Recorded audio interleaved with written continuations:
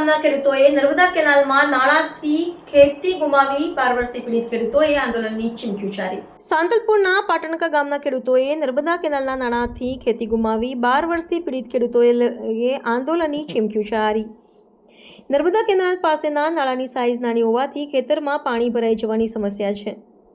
12 વર્ષથી જમીન ભીંજાઈ રહેતી હોવાથી ખેડૂતોનો પાક ઉગાડવો અશક્ય બન્યો છે। ખેડૂતો કહે છે કે નાળાની યોગ્ય સફાઈ પણ થતી નથી। પ્રભાવિત ખેડૂતોના સર્વે નંબર 304 થી 310 સુધીના જમીનદારો પર અસર। ખેડૂતોની ચીમકી, નાળાની સાઇઝ નહીં વધારાય તો ગાંધી માર્ગે આંદોલન કરીશું। તંત્ર સામે ખેડૂતોનો સીધો આરોપ, અનેક રજૂઆતો છતાં કોઈ પગલું નહીં। રાધનપુર નર્મદા નિગમ તાત્કાલિક ધોરણે નિરાકરણ લાવે તેવી ખેડૂતો માંગ કરી રહ્યા છે। તો બીજી તરફ ખેડૂતોએ ચીમકી ઉચ્ચારી છે કે સમયસર યોગ્ય નાળું ન બનાવાય તો આગામી સમયમાં ન્યાયની લડત સાથે ઉગ્ર આંદોલન થશે। મુદ્દો હવે માત્ર ગામનો નથી, સંપૂર્ણ તાલુકાની ખેતી પ્રણાલી સામે પડકાર ઊભો થયો છે। બાબરા પાટણકા પુલ કહેવાય એની જોડે જે નાલું બનાવ્યું એ નાલું નાની સાઈડમાં બનાવ્યું છે।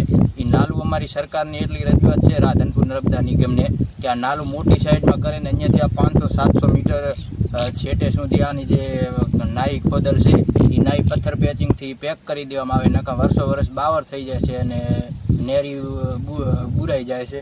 ને અમારે આ 10 થી 12 ખેતર છે એ અમારે આ વરસાદની સિઝનમાં ભરાઈ જ જાય છે, કોઈ વાવેતર થતું નથી।